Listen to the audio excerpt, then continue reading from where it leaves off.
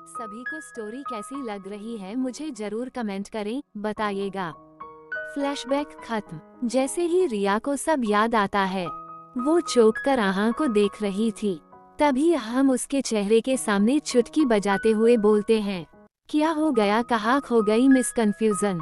याद आया कुछ? यमी याद दिलाओ। रिया को बहुत ही एम्ब्रेसमेंट हो रही थी जब उसको याद आया कि उसने अहम के साथ इतनी सब बदमाशी की है। वो थोड़ी शर्माते हुए बोलती है, देखिए सॉरी, मैं तो नशे में थी, पर आप तो होश में ना।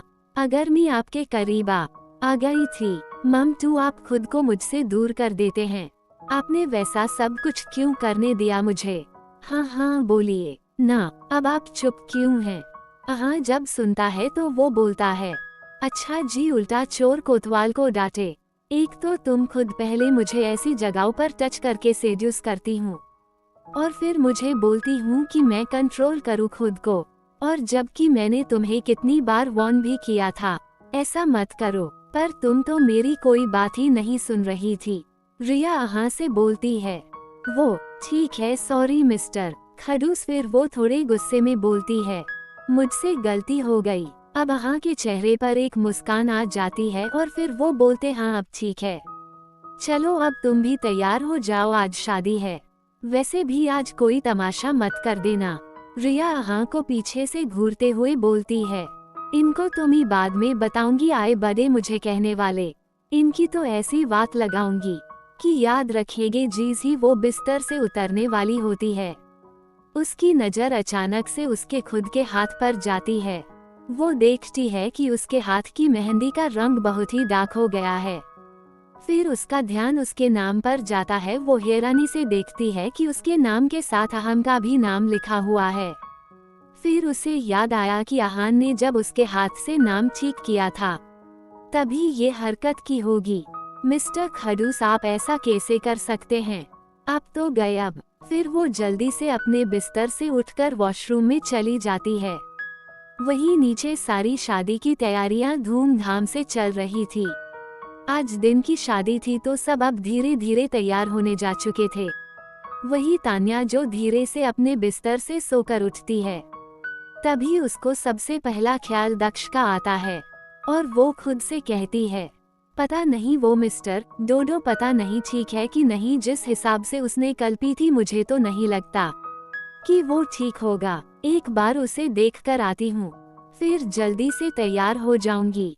वो जल्दी से दक्ष के कमरे में जाती है और फिर दूर को नॉक कर देती है, पर कोई गेट नहीं खोलता। तब वो देखती है कि दरवाजा तो खुला हुआ ही है। तो वो अंदर जाती है तो वो देखती है कि दक्ष तो बिस्तर पर अभी तक सो ही रहा है। वो साइड टेबल से नीचे सर्वेंट को लेमन वाटर लाने को कह देती है। फिर उसके बिस्तर पर बैठकर यूज ध्यान से देखने लगती है। तभी धीरे धीरे दक्ष की नींद खुलती है और वो अपने सामने तान्या को देखता है।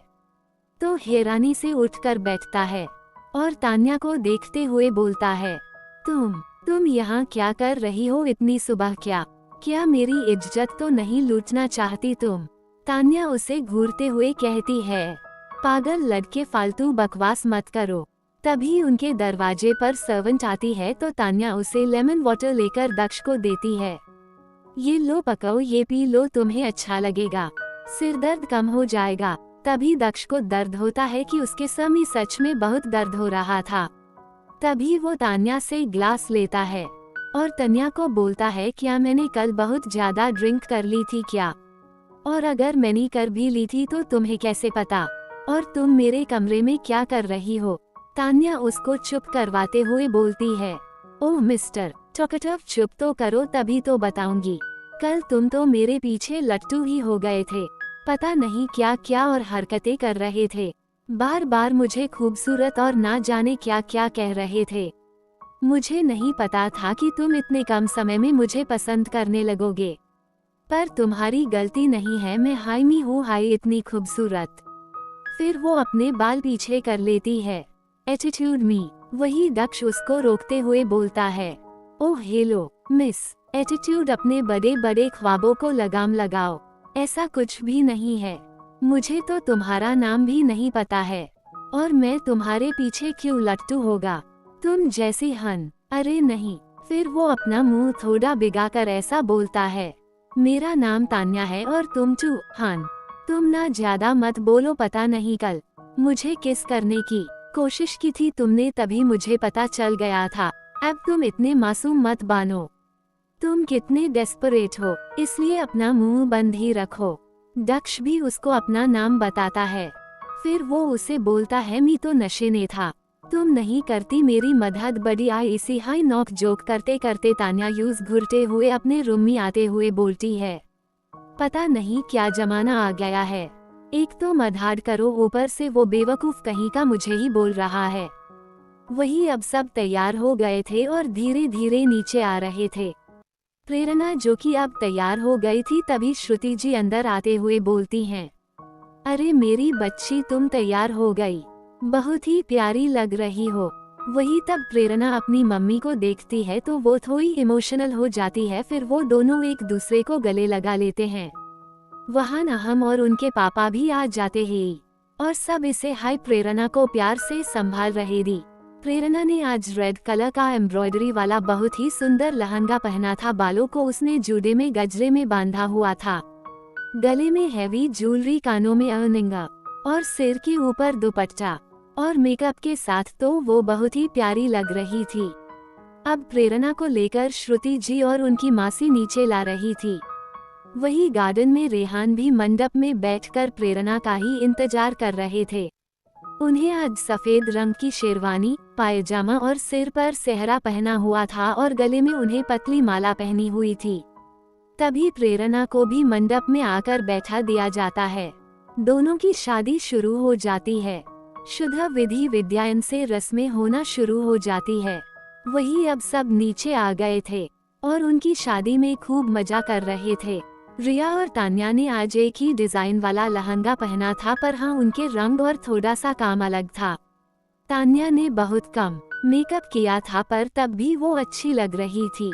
और जब दक्ष की नजर उस पर पड़ती है तो वो उसे देखता ही रह जाता है और उसके पास जाकर कहते हैं, वैसे तुम इतनी भी बुरी नहीं लग रही हो, अच्छी लग रही हो। वही तान्या जो उसे देखती हो तो उसको देखकर फ्रीज हो जाती है। दरअसल दक्ष भी गोरा था और उसने आज रंगीन इंडो वेस्टर्न पियन रखा था और वो बहुत ही हैंडसम लग रहा था। ऐसा लग रहा था कि दोनों को फर्स्ट साइट वाला लव हो गया है। दोनों थोड़े साइड में आ गए थे अब और एक दूसरे की आंखों में ही देखे जा रहे थे। वही अहान भी अब नीचे आ गए थे और एक जगह पर बैठे थे। उन्होंने आज 3 पीस टुक्साइडो पहनना था। वो तो बहुत ही हैंडसम लग रहे थे। उनसे लड़कियां तो अपनी नजरें हटा ही नहीं पा रही थी। तभी उनके पास में एक उनके ऑफिस की कॉलीग किसी कॉन्ट्रैक्ट में आकर बात कर रही थी। तभी रिया का ध्यान उनकी तरफ चला जाता है और वो देखती है कि कैसे दोनों हंस हंस कर अन्य बात कर रखी है। वो गुस्से में आते हुए बोलती है, मुझे तो इतना डर आते रहते हैं कि तुम किसी के करीब नहीं जा सकता, ये कर दूंगा वो कर दूंगा, और खुद क्या कर रहे हैं। अब देखती हूँ मैं भी कैसी बात करते हैं अस्टूडियो से। तभी वो अपने हाथ में एक कोल्ड ड्रिंक का गिलास लेती है और उनकी तरफ जाने लगती है और फिर वहां से जाते वक्त वो नाटक करते हुए सारी कोल्ड ड्रिंक उस लड़की पर डाल देती है। फिर नाटक करते हुए बोलती है, ओह आई एम सो सॉरी, मेरा पैर फिसल गया। वो लड़की जल्दी से उठकर बोलती है, अरे ये क्या किया आपने।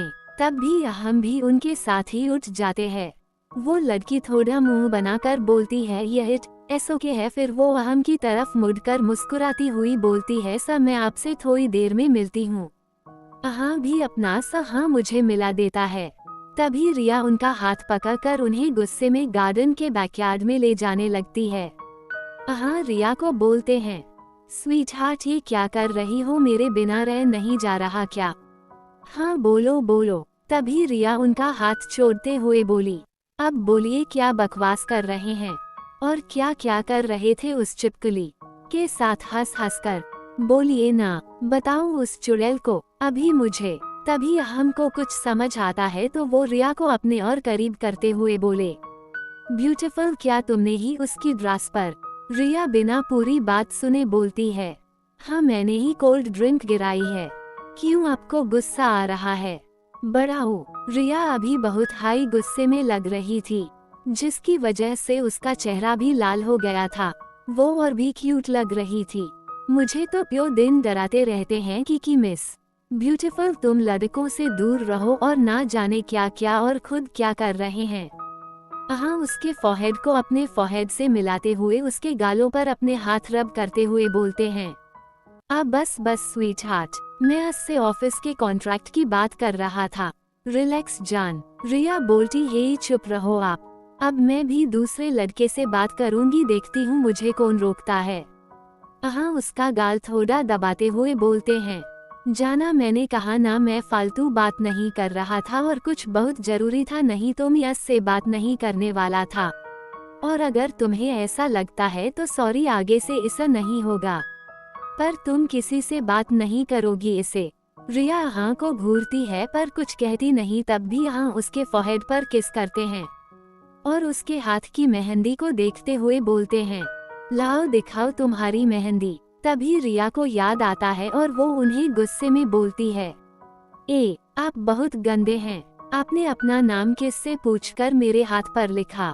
अगर किसी को भी दिख गया ना तो पता नहीं क्या क्या सवाल मुझसे पूछेंगे।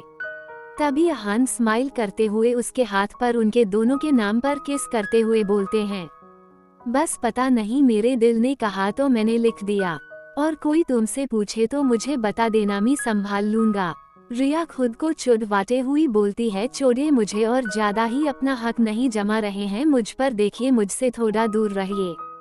मिस्टर, मैं इसे ही किसी की जिंदगी में आसानी से नहीं आ जाती हूँ, समझे, बहुत मेहनत करने पड़ेगी आपको, सिर्फ हैंडसम होना काफी नहीं है। तभी यहाँ उसकी कमर को पकड़कर अपने करीब करते हुए उसके बालों को कानों के पीछे करते हुए बोलते हैं, हाँ तो मैं भी सब करने के लिए तैयार हूँ मैडम जी, मैं भी यहाँ कपूर हूँ, इसे तो किसी को आसान से नहीं छोड़ने देंगे। फिर रिया उनके कंधे पर माथ हुए बोलती है, मैं कोई चीज नहीं हूँ मिस्टर, समझे। वो दोनों एक दूसरे के काफी करीब थे, उनकी नोज भी एक दूसरे से रब हो रही थी बात करते करते। तब इसी की वजह से उन दोनों की धड़कनें काफी तेज हो जाती है। इतनी करीब होने से फिर दोनों थोड़ा और करीब आ जाते हैं और उन दोनों के होंठ एक दूसरे से मिल जाते हैं और बहुत हाई पैशनेट किस होने लगती है। रिया का एक हाथ जो अहान के बाइसेप्स पर था और दूसरे जो कि अहान के बालों को भिगा रहा था, और अहान के दोनों हाथ रिया की पीठ पर थे। दोनों इसे हाई किस कर रहे थे कि जीस पता नहीं कितने जन्मों के प्यासे हैं। दोनों एक दूसरे को रेजिस्ट नहीं कर पा रहे थे। तब थोड़ी देर बाद दोनों एक दूसरे से अलग हो जाते हैं। फिर दोनों एक दूसरे की आंखों में देखने लग जाते हैं। अहान जो कि अब रिया की गर्दन पर झुक रहे थे उसको किस करने के लिए। रिया भी उन्हें रोकने की कोई कोशिश नहीं कर रही थी, वो भी धीरे धीरे आहाएं भर रही थी। दोनों काफी आगे बना चाह रहे थे पर फिर वो रुक जाते हैं। हाँ बोलते हैं, चलो ना baby girl, let's do it. Riya उनके चेहरे पर हाथ रखती हुई बोलती है, नहीं अभी नहीं, हम ये करेंगे लेकिन अभी नहीं। हाँ तभी उसे कसकर गले लगा लेते हैं। दोनों का पहली बार किसी के करीब जाना था, इसलिए दोनों खुद को कंट्रोल नहीं कर पा रहे थे। फिर वो एक दूसरे को थोड़ा ठीक करके गार्डन में आ जाते हैं। रेहान और प्रेरणा की भी शादी की विधियां लगभग होने वाली थीं। अब पंडित जी उनको कहते हैं, आपकी शादी संपन्न हुई। अब सब साथ में फोटो खींच रहे थे। दक्ष और तान्या का भी दूसरी तरफ कुछ अलग ही चल रहा था। आज के दिन सब यहीं रहने वाले थे, फिर कल सब अपने घर जाने वाले थे। सभी अपने कमरे में आ गए थे और शादी के बाद रस्में करने वाले थे और थोड़ी रस्में रेहान के घर में कल होने वाली थी। सब अब अपने कमरे में थोड़ा आराम करने आ गए। देखते हैं लिसनर्स अब कल क्या होता है। क्या अहान और रिया की करीबी इससे ही आगे बढ़ेगी, ये होगा कुछ अलग। अब शाम का समय हो चला था। हॉल एरिया में क्लोज रियल्टीज और अपने घर के लोग साथ वाले लोग बैठ गए थे। प्रेरणा और रेहान को एक साथ बिठा दिया जाता है। अब वो लोग रस्में कर रहे हैं। पहली रस्म रिंग ढूंढने की होती है। रिया जो रिंग को डाल देती है दूध में और वो दोनों को देखती हुई कहती है, भैया भाभी आप डनमी से जो भी रिंग पहले ढूंढेगा और जीतेगा वो घर में अपनी चला पाएगा और सबको उसकी सुनी पड़ेगी। अब वो दोनों रिंग ढूंढने लगते हैं। एक राउंड में पहले रेहान जीत जाते हैं, फिर दोनों राउंड में प्रेरणा जीत जाती है।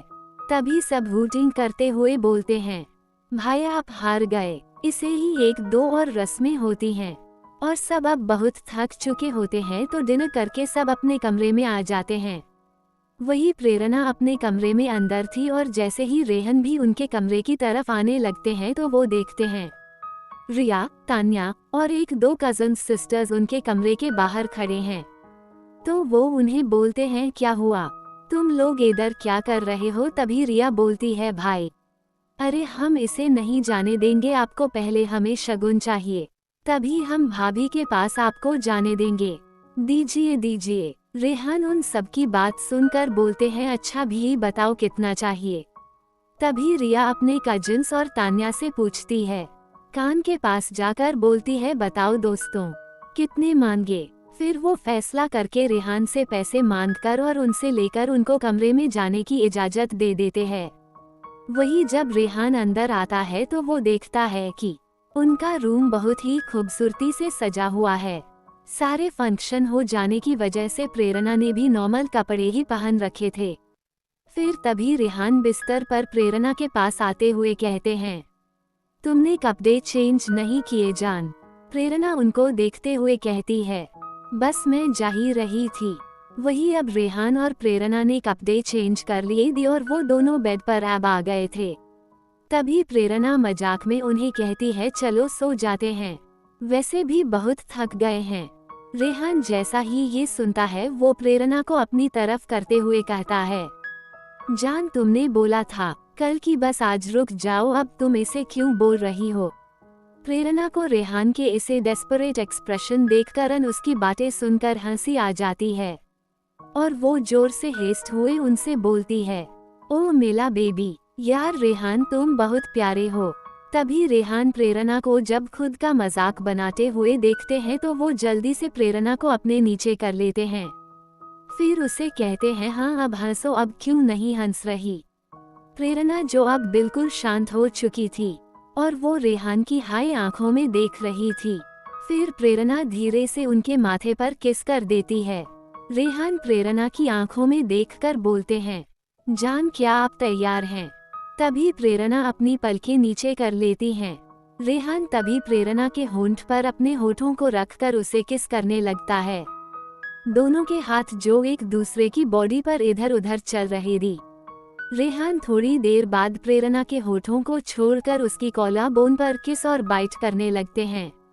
प्रेरणा की भी अब सिसकियां निकलना शुरू हो जाती है। फिर वो धीरे धीरे थोड़ा और नीचे आता है और धीरे से उसके टॉप को उसकी बॉडी से हटा देते हैं और उसके पेट पर, कभी नाइवल पर, फिर उसके सीने पर किस करने लगते हैं। दोनों हाय अब एक दूसरे को कंट्रोल नहीं कर पा रहे थे। फिर रेहान अपने और धीरे धीरे प्रेरणा के भी कपड़ों को उनके शरीर से अलग कर लेते हैं। जान मैं जेंटल रहने की कोशिश करूंगा। प्रेरणा जो इस बात पर थोड़ी शर्मा जाती है। फिर धीरे धीरे रेहान जो प्रेरणा के अंदर प्रवेश करने लगता है। प्रेरणा को बहुत दर्द होता है पर फिर रेहान उनके होठों पर किस करने लगता है। इसे ही दोनों एक दूसरे में और खोने लगते हैं। रेहान जो कभी प्रेरणा को सीने पर किस करता, कभी उसके पैरों पर।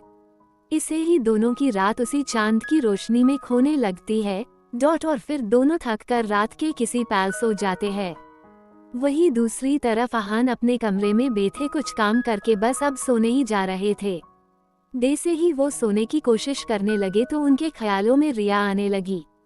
तभी वो खुद से ही कहते हैं, बेबी डॉल पता नहीं पर तुम मेरे ऊपर जादू कर रही हो। जिस हाँ कपूर को कभी किसी लड़की को आंख उठाकर देखने में भी दिलचस्पी नहीं थी, वो तुम पर अपनी जान भी देने के लिए तैयार हो। अब मैं तुम्हें अपने आप से कभी दूर नहीं होने दूंगा। वही तभी उनको भी नींद आने लगती है। 2 दिन बाद अब शादी की सारी रस्में हो चुकी थी। प्रेरणा और रेहान भी हनीमून पर जाने वाले थे। कल रिया भी कल से वापस कॉलेज ज्वाइन करने वाली थी। ऐसे ही दिन बीत रहे थे। अब रिया के कॉलेज में उसकी इंटर्नशिप के लिए तैयारी और डिस्कशन हो रहा था। असल में वो जिस कोर्स में वो थी उसमें 6 महीने की पहले ट्रेनिंग लेनी थी, फिर बचा हुआ कोर्स जारी रखना था। रिया और तान्या कैंपस के कैंटीन में बैठकर बात कर रहे थे।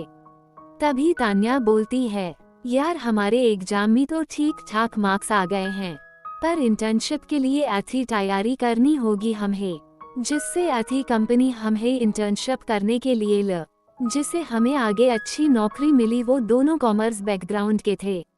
रिया बोलती है, हाँ यार पता नहीं क्या होगा, अपन को अब इंटरव्यू और रिज्यूम करने के लिए तैयार होना चाहिए, क्योंकि 1 हफ्ते के बाद से इंटर्नशिप शुरू हो जाएगी। दोनों ने सच में मन लगाकर बहुत मेहनत की। अगले दिन उनको एक बहुत ही अच्छी कंपनी में अपना इंटरव्यू देना था, जो बहुत ही नामी कंपनी है। ये मुंबई की। इसी बीच रिया हमको लगभग भूल ही गई थी, या कभी कभी वो यूज याद आता भी था, पर उसके कॉलेज के रीजन की वजह से इस पर इतना ध्यान नहीं देती थी। सुबह का समय श्रुति जी रिया को आवाज लगा रही थी, उठ गई तुम रिया, आज तुम्हारा इंटरव्यू है ना बेटा, जल्दी उठो। तब रिया रूम से अपनी माँ को कहती है, हाँ माँ बस आ गई। अब उसकी माँ उसे दही शक्कर खिलाते हुए कहती है, ऑल द बेस्ट बच्चा, अच्छे से करना सब कुछ। वही उसके पापा रेहान भाई और प्रेरणा भाभी भी यूज ऑल द बेस्ट बोलते हैं। वो सबको बाय करके तन्या के साथ कंपनी के लिए निकल जाती है। अब दोनों कार के नीचे उतरती है, तभी रिया उस कंपनी का नाम पढ़ती है कि बोलती है, AK लिमिटेड। वाओ यार तन्या, काश हम दोनों को अगर इसमें इंटर्न के लिए काम मिल गया तो। बस वो दोनों अंदर जाती है और उनका इंटरव्यू कंपनी के 3rd फ्लोर पर होने वाला था। जब वो दोनों लिफ्ट से बाहर आती है तो वो देखती है कि उसके कॉलेज के कुछ और बच्चे को भी सेलेक्ट किया था, वो भी वहाँ ही बैठे हैं। तभी पियोन धीरे धीरे इंटरव्यू के लिए नाम से उन्हें अंदर भेज रहा था। थोड़ी देर बाद पियोन रिया का नाम लेता है। रिया तो बहुत घबरा रही थी, फिर तान्या ने उसे कहा, जा मुझे पता है तू अपना बेस्ट हाई देगी। गू। तभी वो अंदर जाती है और सामने बैठे इंसान को विश करती है। धीरे धीरे वो लगभग सारे सवालों का जवाब देती है। तभी वह बैठा शख्स जो कंपनी का वाइस प्रेसिडेंट था, वो रिया को देखता हुआ बोलता है, good, please have patience, we'll tell you the final result. Riya उनको विश करके बाहर आ जाती है और तान्या के पास आकर बैठ जाती है। रिया के बाद तान्या का ही नंबर था और वो भी अपना इंटरव्यू देकर बाहर आ जाती है। सबका धीरे धीरे इंटरव्यू हो जाता है। तभी वो वाइस प्रेसिडेंट जिसका नाम कृष वर्मा था, वो बाहर आते हुए सब इंटर्न को देखते हुए बोलता है, I hope you are satisfied with your answers that you have given inside in the interview. The results will be declared soon as this results will be going to show to the CEO of this company. और इसमें अभी time लगेगा, तो आप लोग please जब तक break ले लीजिए। तभी कुछ लोग बाहर चले जाते हैं, कुछ लोग ऑफिस में बनी कैंटीन में आ जाते हैं। वही दूसरी तरफ 8th फ्लोर पर हाँ अपने केबिन में कुछ जरूरी ऑनलाइन बिजनेसमैन से मीटिंग कर रहे थे। पेरिस वाले। उनकी मीटिंग लगभग खत्म होने पर ही आ गई थी। तभी उनके दूर पर नॉक होता है। वो अपनी मीटिंग पूरी करके डोर को सेंसर से ओपन करते हैं। वही तभी उनके केबिन के अंदर दक्ष आता है। फिर वो हमको आज का सारा शेड्यूल बताता है और उन्हें बोलता है, सर आज कॉलेज के इंटर्न वाले बच्चे को जिनको सेलेक्ट किया था, वो आज इंटरव्यू के लिए आए हैं। तभी यहाँ दक्ष को घूरते हुए बोलते हैं, तो मैं क्या करूं? अब मैं इंटर्न के भी इंटरव्यू लूंगा। तभी दक्ष उनको सर नीचे करते हुए बोलता है, नहीं सर मेरा ये मतलब नहीं था, वो उनका इंटरव्यू कृष्ण ने ले लिया है, आप एक बार फाइल चेक कर लीजिए, उनके स्किल्स के अकॉर्डिंग वो कंपनी के लिए करेक्ट है या नहीं, और कृष्ण ने सही एग्जामिन है या नहीं, और आपके साइन भी चाहिए हमें। हाँ उसे बोलते हैं, ठीक है यहाँ रख कर जाओ, मैं देखता हूँ, और हाँ सारे एम्प्लॉयर्स को बोल दो कि मैं राउंड पर आ रहा हूँ। दक्ष वही ठीक है सर करके बाहर निकल जाता है। अब हाँ नीचे राउंड पर आ जाते हैं। सभी लोग अपना काम बहुत ही ध्यान से करने लग चुके थे, क्योंकि उन्हें पता था कि एक गलती और हम हो जाएंगे जॉब से रिजाइन। जैसे ही वो राउंड लेकर लिफ्ट की तरफ जाने लगते हैं तो उन्हें एक ऐसा फील होता है जैसे कि उन्हें रिया को उधार देखा हो। वो वापस अपना चेहरा पीछे करके देखते हैं पर फिर वहाँ कोई नहीं होता। तो वो लिफ्ट से अपने केबिन में आ जाते हैं और वहाँ पर वो सी भी आ जाता है जिसने उन कॉलेज वाले इंटर्न बच्चों का इंटरव्यू लिया था। इंटर्नशिप के बच्चों का वो सबका परफॉर्मेंस धीरे धीरे अहम को बता रहे थे। फिर अहम हर किसी को ध्यान से एग्जामिन करके किसको रिजेक्ट करना है और किसको एक्सेप्ट करना है वो देखते हैं। उनको अपनी कंपनी में बहुत हाई सीरियस टाइप वाले एम्प्लॉय लेना हाई पसंद था। तभी उनके हाथ में रिया की फाइल आ जाती है। 2 मिनट तक तो वो रिया की फॉर्म वाली फोटो को ही घूरे जा रहे थे। तभी उनका सी उन्हें कहता है, सर इनका परफॉर्मेंस भी काफी अच्छा था, ये काफी कॉन्फिडेंट भी थी और इनके नॉलेज और स्किल्स के हिसाब से मुझे ऐसा लगता है कि हमें रिया को इंटर्न के लिए हायर करना चाहिए। तभी यहाँ होश में आते हुए कहते हैं, ठीक है, इंटरेस्टिंग। फिर वो मन में कहते हैं, मिस रिया त्रिपाठी अब कैसे बचोगी तुम। फिर उनके चेहरे पर एक डेविल स्माइल आ जाती है। थोड़ी देर बाद सबकी परफॉर्मेंस के हिसाब से उन्हें हायर किया जाता है या नहीं वो पता चलने लगता है। बहुत ही कम बच्चे कॉलेज के सेलेक्ट हुए क्योंकि ये कंपनी इसे वैसे लोगों को इंटर्न के लिए भी नहीं रखती थी। परमानेंट टू बहुत दूर की बात हुई, जिसमें से रिया और तान्या का तो सिलेक्शन हो चुका था और वो दोनों बहुत ही खुश थी। अब वो दोनों अपने घर के लिए निकल चुकी थी। वही दूसरी तरफ अहान अपने केबिन में लैपटॉप में सीसीटीवी से रिया को ही देख रहे थे और उनके मन में कुछ खतरनाक चल रहा था। आइए देखते हैं दोस्तों, क्या रिया को पता चल जाएगा कि वो जिस कंपनी में काम करने वाली है वो कंपनी किसकी है। देखते हैं दोस्तों अगले एपिसोड में। रात 7 बजे। अब इस समय हम अपने कमरे में बैठे कुछ जरूरी काम लैपटॉप पर कर रहे हैं। तभी उनके दरवाजे पर कोई नॉक करता है। तो वो खोलते हैं तो वो देखते हैं कि उनकी बहन प्रेरणा है। तो वो उसको गले लगाते हुए बोलते हैं, कैसी हो तुम और कब आई, मुझे बताती मैं आ जाता या फिर गाड़ी भेज देता। तो प्रेरणा बोलती है, अरे भाई रिलैक्स, मुझे रेहान लेकर आए हैं, वो अभी नीचे मॉम डैड के साथ बैठे हैं, तो मैंने सोचा आपको नीचे बुला कर ले आओ। तभी हम उसको सोफा पर बिठा कर बोलते हैं, उसके सर पर हाथ रख कर, तुम खुश हो ना बच्चा, कोई प्रॉब्लम तो नहीं है ना वहां पर, कोई भी परेशान आए, तुम ऑनेस्टली मुझे बताओ। तभी प्रेरणा उनको गले लगाते हुए बोलती है, नहीं भाई, मैं बहुत खुश हूँ, सब बहुत प्यारे हैं वहाँ और रिया तो हमेशा सबको घर में एंटरटेन करती रहती हैं और रेहान भी मेरा बहुत ख्याल रखते हैं, हाँ पर आपके जितना नहीं। फिर वो हंसने लग जाती है। जब हम प्रेरणा की सारी बातें सुनते हैं तो उनके भी चेहरे पर थोड़ी सी स्माइल आ जाती है। तुम चलो, मैं 2 मिनट में आता हूँ। और हाँ, तुम कंपनी कब ज्वाइन कर रही हो, बहुत दिनों की छुट्टी हो गई है, अब से छुट्टी नहीं होगी, ठीक है।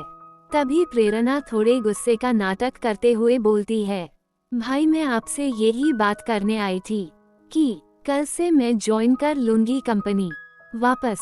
तभी वो दोनों थोड़ी देर बाद नीचे आ जाते हैं। थोड़ी देर रेहान से और अपने दास से बात करते हैं।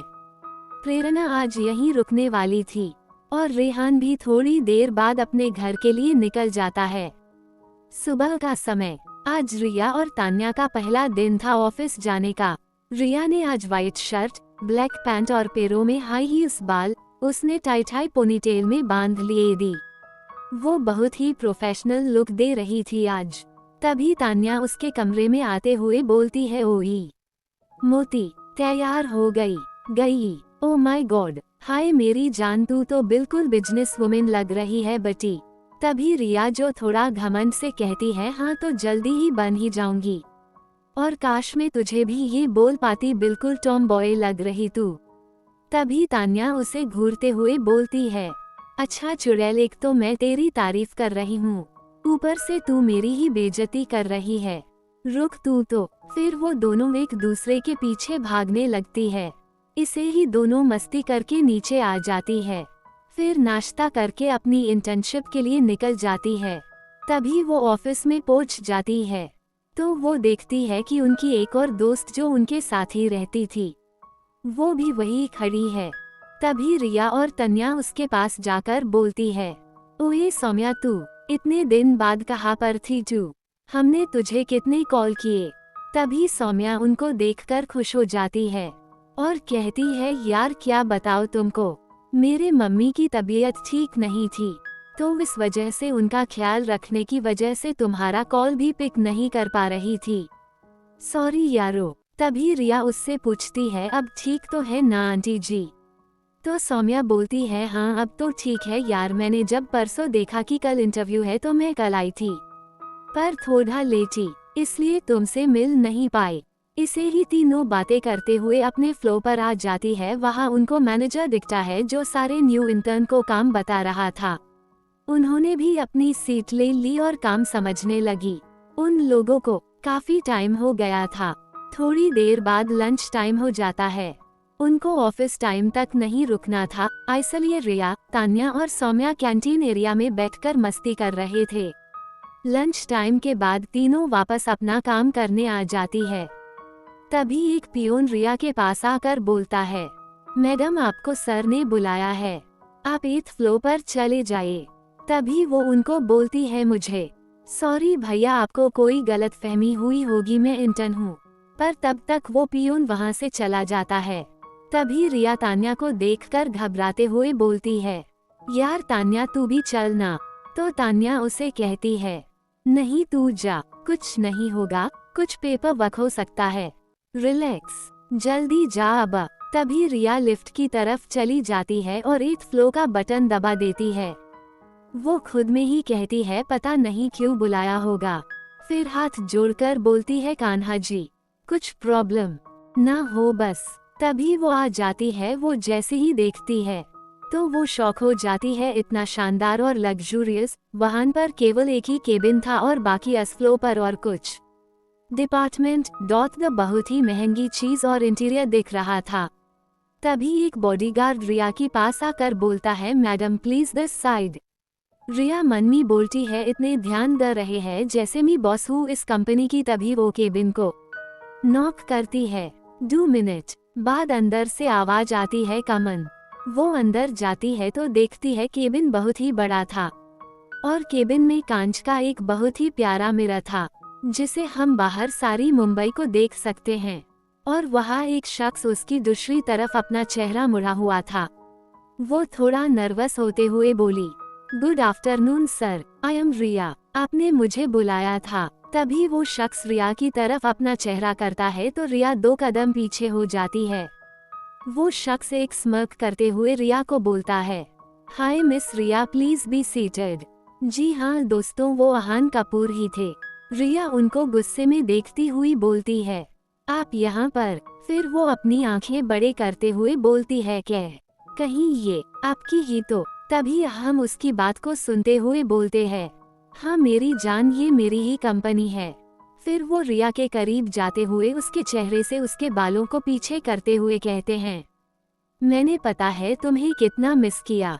हालांकि रिया को पहले अहान से थोड़ी बहुत अटैचमेंट हो गई थी, पर उस बात को अब बहुत दिन बीत गए थे और इस वक्त जैसे ही वो रिएक्ट कर रहे थे, रिया को अहान से बहुत डर लग रहा था। वो थोड़े पीछे होते हैं, अपने चेहरे पर कॉन्फिडेंस लाते हुए बोलती हैं, excuse me sir, I am a new intern of this company, I hope so that you are definitely not gonna react to your employees like this, so please stay away और आपको जो काम है वो आप बता दीजिए। तभी हम उसको देखते हुए बोलते हैं, I like your confidence. By the way, Riya को इस तरह हम के ऑरा से बहुत ही डर लग रहा था, लेकिन वह पूरी कोशिश कर रही थी कि वो अपने चेहरे पर उस डर को ना दिखाए।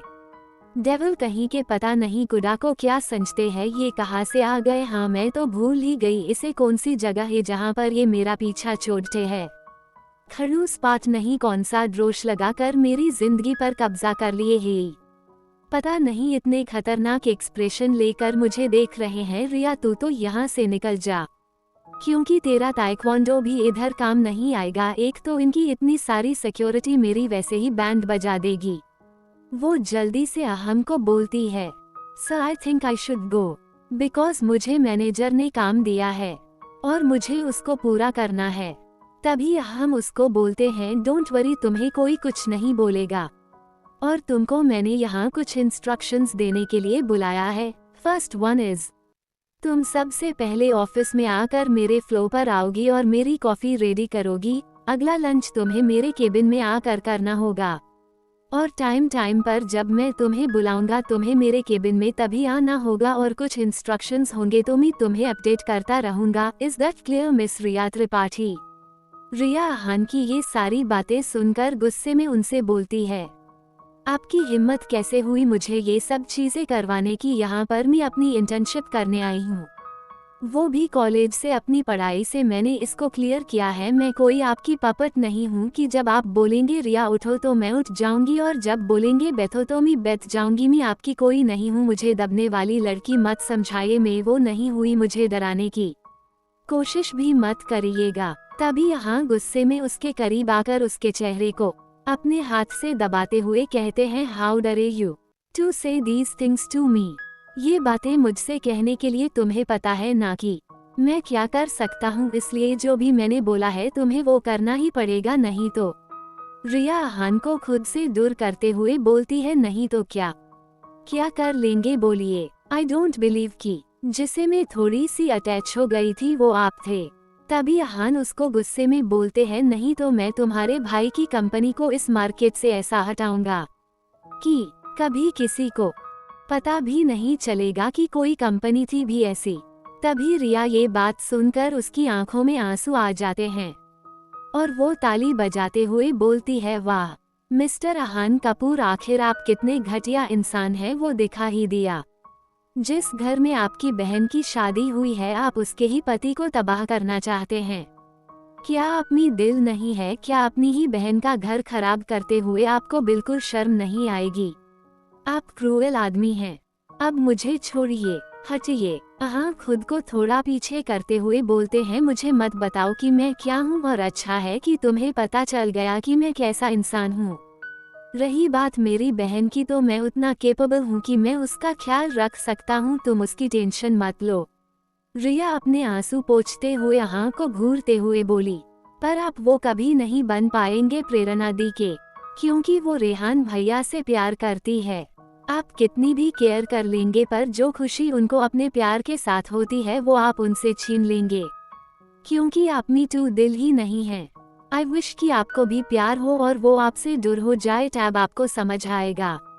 सर फिर वो गुस्से में केबिन का गेट खोलकर बिना कुछ सुने बाहर निकल जाती है और नीचे काम करने को चली जाती है। वही केबिन में यहाँ 2 मिनट के लिए ब्लैंक हो चुके थे रिया की बातें सुनकर। उनको सच में नहीं समझ आ रहा था। वो खुद में ही बोलते हैं, मैं जैसा हूँ मैं वैसा ही रहूंगा। हाँ, पहले मैं खुद को बदलने के लिए सोच रहा था पर अब बिल्कुल नहीं। अब मैं इसको बताऊंगा कि मिस्टर आहान कपूर कौन है। रिया प्योर टाइम उसके बाद चुपचाप अपना काम करती रही। तान्या ने उससे पूछा कि क्या हुआ ऊपर, पर उसने कोई जवाब नहीं दिया। तो वो समझ गई कि रिया का मूड खराब है। इसे ही उनका काम पूरा हो गया था और तीनों घर के लिए निकल गई थी। रिया घर आकर भी बिना किसी से बात किए सीधा ऊपर चली गई और दरवाजा बंद करके गेट से टिककर अपना चेहरा घुटनों में छुपा कर बैठ गई। तभी उसकी आंखों से आंसू निकलने लगे। उसको अपनी रिस्पेक्ट बहुत हाई इम्पोर्टेंट थी। वो कभी भी किसी को भी खुद की डिसरिस्पेक्ट नहीं करने देती थी। हाँ, पर जब भी उसे लगता था कि वो गलत है तो वो इस चीज के लिए माफी भी मांगती थी।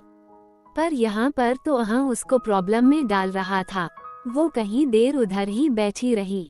फिर वो फ्रेशन अप हुई और बिस्तर पर जाकर सो गई। उसने सोचा था कि वो कुछ न कुछ तो रास्ता निकालेगी, इसे वो खुद को बेबस नहीं बनाएगी। चलो देखते हैं दोस्तों अगले एपिसोड में रिया क्या एक्शन लेती है आहान के खिलाफ और क्यों आहान इसे ही रिया को परेशान करते रहेंगे और इसके पीछे क्या कारण है। अब सुबह का समय हो चुका था। रिया और तान्या अब ऑफिस में काम कर रही थी। कुछ दिनों तक ऐसा ही चलता रहता है। अब रिया को ऑफिस में आहान कहीं नहीं दिखा रहा था, क्योंकि वो दुबई गया हुआ था कुछ जरूरी काम के लिए। 7 दिन बाद आज उनके ऑफिस में माहौल काफी सीरियस था। सबको पता चल गया था कि उनका बॉस बस कुछ ही देर में आने वाला है। सब अपना काम बहुत ही अच्छी तरह कर रहे थे।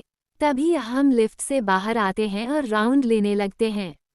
सबको ये बात पता थी पर रिया, तान्या और सौम्या को पता नहीं था कि यहाँ हम आ चुके हैं, इसलिए वो तीनों अपने में ही कुछ बात कर रही थी। तभी यहाँ वहाँ आ जाते हैं और जब वो देखते हैं कि ऑफिस के आवर्स में बिना ब्रेक के वो पूरे ऑफिस में वो तीनों न्यूसेंस फैला रहे हैं, तो वो बहुत गुस्से में आते हुए बोलते हैं, आप सभी की हिम्मत कैसे हुई? वो तीनों जल्दी से घबराते हुए खड़ी हो जाती है। उन तीनों को देखते हुए हम कहते हैं, तुम तीनों को नहीं पता है कि हमारी कंपनी इधर बातें करने के लिए तुम्हें पैसा नहीं देती है। तुम तीनों अभी मेरे केबिन में आओगी, then I will tell you. वहाँ से अपने फ्लो के तरफ चले जाते हैं। तभी वो तीनों एक दूसरे को डरते हुए देखती हैं और जल्दी से लिफ्ट से अहम के केबिन के लिए निकल जाती है।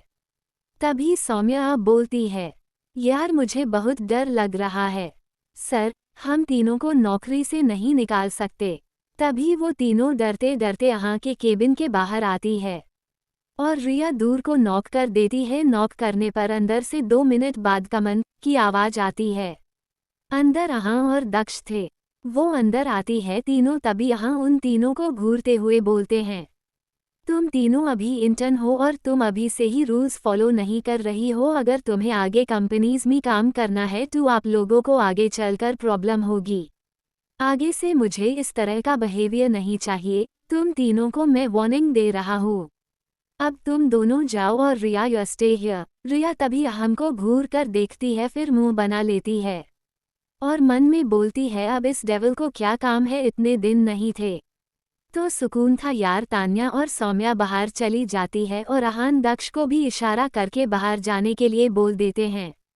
अहान स्मर्क करते हुए बोलते हैं, तो मिस रिया तुम अभी मेरे लिए कॉफ़ी लेकर आओ और जो मैंने रूटीन बताया था मेरा, वो तुम आज से फॉलो करोगी ऑफिस में। रिया अहान को ही देख रही थी, पर अहान रिया को नहीं देख रहे थे, बल्कि उसके साथ बहुत ही प्रोफेशनल बिहेव कर रहे थे। रिया को ये बात बहुत अजीब तो लगी, पर उसने ज़्यादा ध्यान नहीं दिया और फिर वो वहाँ से चली जाती गई यहाँ के लिए कॉफ़ी बनाने। तभी वो थोड़ी देर बाद आती है और अहम को उसकी कॉफ़ी दे देती है और थोड़े परेशान होते हुए बोलती है, अगर आपको कोई प्रॉब्लम ना हो तो आप कहाँ दी इतने दिनों से। तभी अहान रिया की तरफ अपने चेहरे को करते हुए 2 मिनट उसके चेहरे को ध्यान से देखते हैं, फिर बोलते हैं, मिस रिया इससे आपका कोई लेना देना नहीं है, आप अपना काम लीजिए और जाइए यहाँ से। रिया अहां की ये बात सुनकर दुखी हो जाती है और फिर वो अहम को इसे हाई थोड़ी देर दिखती है, तभी उसकी आंखों में नमी आ जाती है। अहां कभी भी उसके साथ ऐसा बिहेव नहीं करते थे। वो भले उसको डांट देता या फिर उसकी केयर करता था, पर ये बेरुखी नहीं करता था और वो रिया को सहन नहीं हो पा रही थी।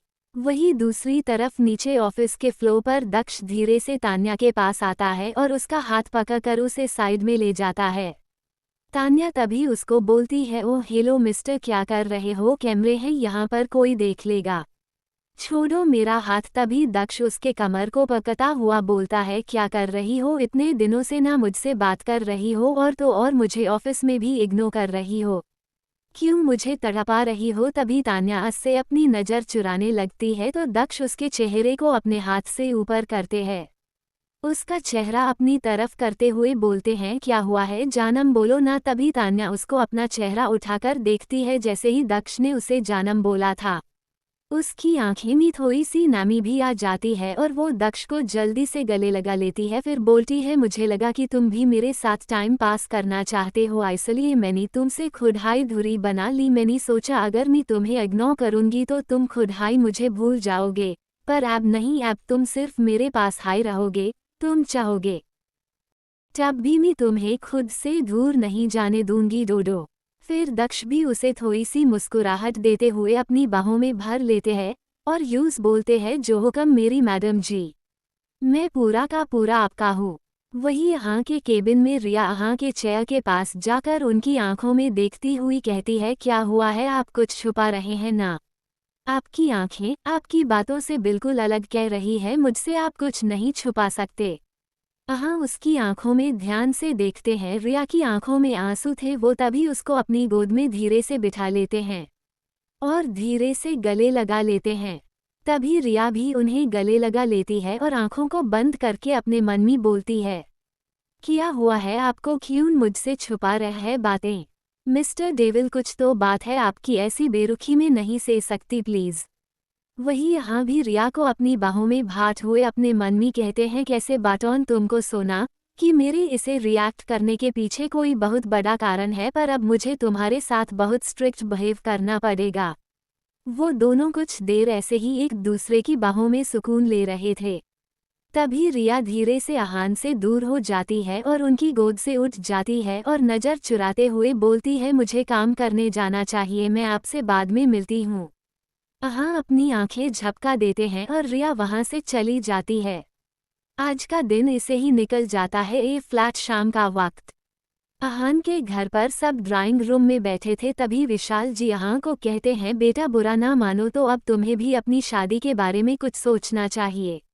अब तो प्रेरणा की भी अच्छी तरह से शादी हो गई है। तभी हम विशाल जी बात सुनकर थोड़ा गस्मी में बोलते हैं, नहीं डैड अभी नहीं, अभी मुझे हमारा बिजनेस और एक्सपैंड करना है, अभी मैं इन सब चीज़ों के लिए तैयार नहीं हूँ।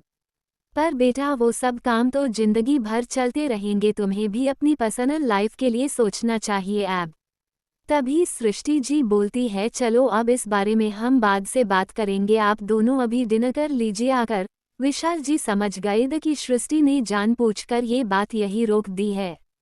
वहीं दूसरी तरफ रिया के घर पर भी सब डिनर कर चुके थे और सब एक साथ बैठकर टीवी देख रहे थे। तभी श्रुति जी बोलती हैं, प्रेरणा बच्चे, मैं और तुम्हारे पापा सोच रहे हैं, अब तुम्हारी शादी को थोड़ा टाइम हो गया है तो हमारे यहाँ एक प्रसिद्ध मंदिर है जो शादी के बाद उस मंदिर में दर्शन करने होते हैं, हमारे यहाँ ये रिवाज है, तो क्या तुम इस हफ्ते तुम और रेहान दोनों छुट्टी ले सकते तो हम सब उधर दर्शन कराएं। तभी प्रेरणा बोलती है, जी मम्मी आप प्लान बना लीजिए, हम छुट्टी ले लेंगे। तभी रिया बोलती है, मम्मी मेरा भी बहुत मन था वहां चलकर दर्शन करने का, पर मैं नहीं चल पाऊंगी क्योंकि मेरी अभी ही इंटर्नशिप शुरू हुई है और अब हमारे प्रोजेक्ट सिखाए जा रहे हैं, तो आप लोग हो आइए। रमन जी और श्रुति जी ने प्रेरणा के घर पर भी फोन किया था और उनको भी चलने के लिए बोला था। सृष्टि जी और विशाल जी तो चल रहे थे, पर आहान ने कुछ जरूरी काम की वजह से चलने के लिए माना कर दिया था।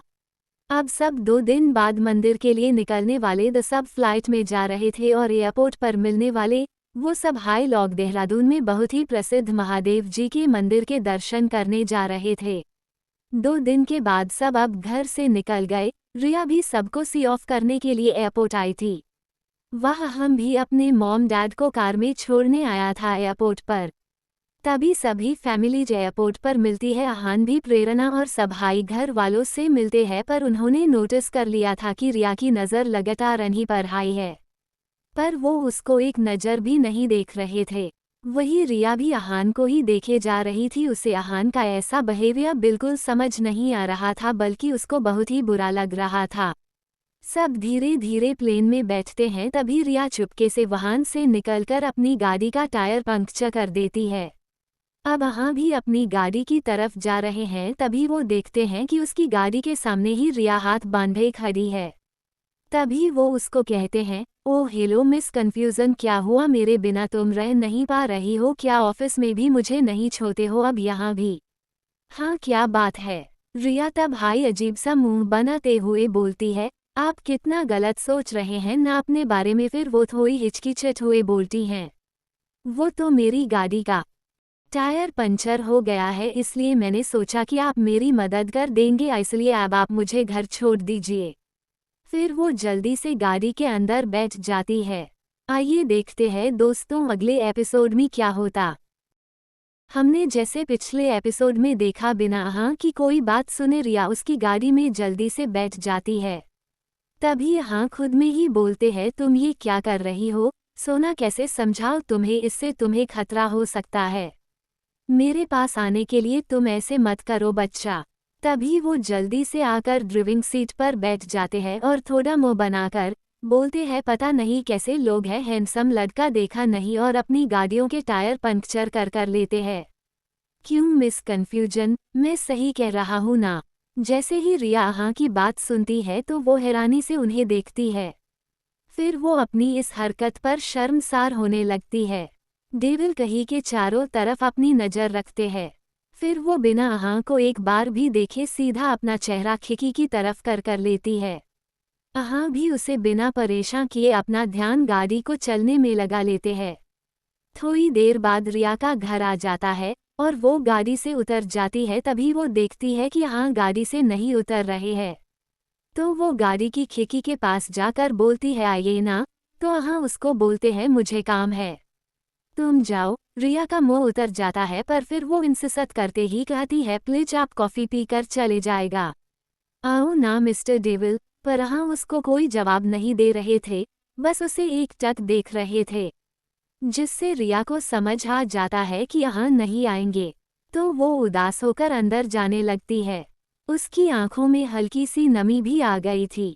वो जैसे ही अंदर जाती है तो वो सर्वेंट को बोलती है प्लीज कॉफ़ी ले आइए, और वो खुद सोफा पर बैठ जाती है और अपना फ़ोन चलाने लगती है। तभी सर्वेंट उसकी कॉफ़ी टेबल पर रलाह कर उधर से चली जाती है।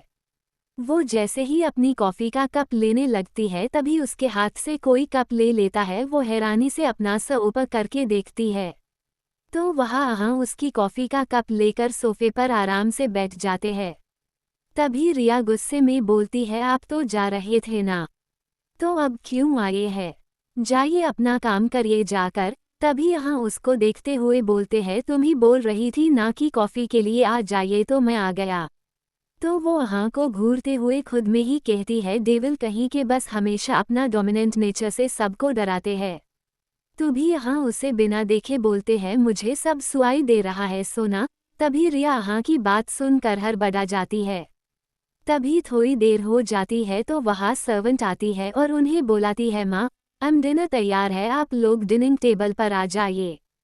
तो वहाँ और रिया भी डिनर करने आ जाते हैं। वहाँ भी बिना कुछ बोले उसके साथ आ जाते हैं। रिया सर्वेंट को डिनर सर्वे करने के लिए बोलती है तो तभी यहाँ सर्वेंट को वहाँ से जाने के लिए बोल देते हैं।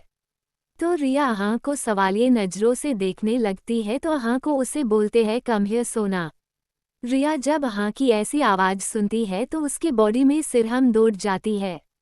वो धीरे से बोलती है क्या हुआ है आपको? तभी यहाँ थोड़ी तेज आवाज़ में बोलते हैं baby doll you have said so much in come here. Riya जल्दी से उसके पास जाती है। वो थोड़ा थोड़ा कांप भी रही थी, पर तभी यहाँ उसको अपनी लैप पर बैठा लेते हैं। यहाँ ने इतने जल्दी में रिया को अपनी तरफ रिया को किया था कि रिया तो पूरी सुन हो चुकी थी। तभी यहाँ ढंग से रिया को खुद पर एडजस्ट करके बिठा देते हैं और खाना एक ही प्लेट में सर्व करने लगते हैं। पर रिया मिस्टर डेविल मैं खुद खा लूंगी, आप प्लीज़ ये मत कीजिए। यहाँ उसको एक कोल्ड एक्सप्रेशन देते हैं तो रिया भी अब चुपचाप बैठ जाती है। ऐसे ही वो एक दूसरे को डिनर करवा देते हैं। सर्वेंट भी अपने क्वार्टर में चले गए थे। तभी यहाँ रिया को बोलते हैं टेक केयर, अपना ध्यान रखना, वैसे भी कल ऑफिस का ऑफ है।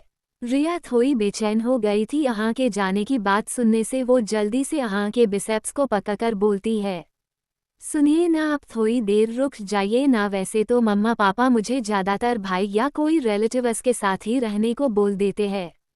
जब भी कभी वो बाहर जाते थे मैं अकेले रह तो जाती हूँ, पर पता नहीं आज मुझे कुछ अच्छा नहीं लग रहा है। हाँ जब सुनते हैं तो वो उसके चेहरे पर अपने दोनों हाथ उसके गालों पर लगाकर बोलते हैं क्या हुआ है सोना, तबीयत ठीक नहीं लग रही है क्या? मैं डॉक्टर को कॉल करूँ? तभी रिया हाँ को हग कर लेती है और अभी बुझी हुई आवाज में बोलती है बस आप मेरे साथ रहो, मुझे और कुछ नहीं चाहिए।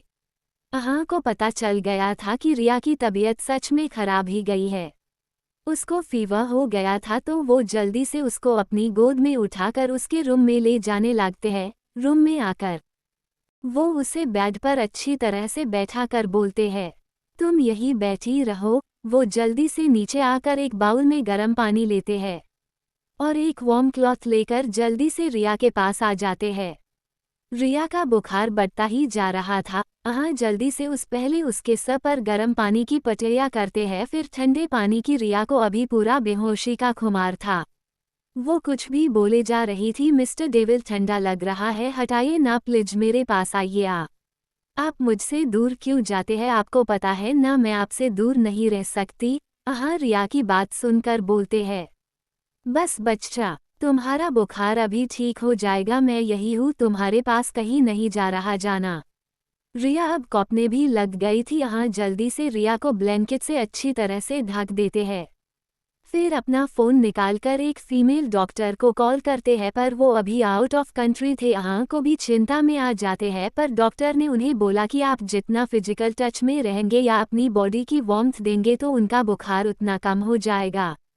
हाँ, सोच में पड़ गए थे, पर उन्होंने कुछ डिसाइड किया। वो हिम्मत करके अपनी शर्ट उतारते हैं और फिर रिया के साथ ब्लैंकेट में आ जाते हैं और उसके ऊपर आ जाते हैं और अपनी बॉडी को रिया की बॉडी से धीरे धीरे रब करने लगते हैं। हाँ, रिया के चेहरे को ही बहुत ध्यान से देख रहे थे। वो अपने मन में बोलते हैं, बेबी डॉल, मुझे पता नहीं तुम कैसे रिएक्ट करोगी सुबह उठकर, पर मैं तुम्हें इस हालत में नहीं देख सकता। वो धीरे से रिया के फोरहेड पर किस करते हैं। रिया भी आँख को अपने और करीब कर लेते हैं, फिर आँख को किस करने लगती है। वो अपने टॉप को भी उतारने की कोशिश करने लग गई थी। यहाँ उसको बोलते हैं, सोना ऐसे मत करो, पर रिया आँख को बोलती है, नहीं मुझे उतारना है, इसे उतारिए, मुझे गर्मी लग रही है, प्लीज आपको मेरी कसम डेविल उतरिए। हाँ, उसको बेबसी से देखते हैं, फिर उसका टॉप उसकी बॉडी से अलग कर देते हैं। अब हाँ भी खुद को बहुत मुश्किल से कंट्रोल कर रहे थे। तभी रिया हाँ की लिप्स पर अपने लिप्स रखकर उन्हें बहुत बेचैनी से किस करने लगती है। हाँ के भी हाथ अब रिया की बॉडी पर इधर उधर चलने लग गए थे। दोनों एक दूसरे को कंट्रोल नहीं कर पा रहे थे। तभी रिया अपने अपर बॉडी के सारे कपड़े हटाने की कोशिश करने लगती है। हाँ को जैसे ही एहसास होता है तो वो रिया को रोकते हैं और बोलते हैं, जाना, ये तुम क्या कर रही हो, स्टॉप इट। पर रिया कुछ सुनने की हालत में नहीं थी, पर हाँ उसके दोनों हाथों को पकड़ कर ऊपर की तरफ कर देते हैं और उस किस करने लगते हैं। हाँ उसको अपनी बॉडी की गर्मी रिया की बॉडी में रब करके उसका बुखार कम करना चाह रहे थे। बेकाबू तो हाँ खुद भी हो रहे थे, पर अभी रिया होश में नहीं थी, इसलिए वो खुद को इतना कंट्रोल कर रहे थे, वरना अभी तक वो रिया को खा चुके होते। अब रिया का बुखार काफ़ी हद तक जा चुका था। हाँ बहुत देर तक रिया को अपनी बाहों में ही ऐसे ही जकड़ कर रखते हैं, फिर वो से अपनी बाहों में उसी तरह लेकर सो जाते हैं।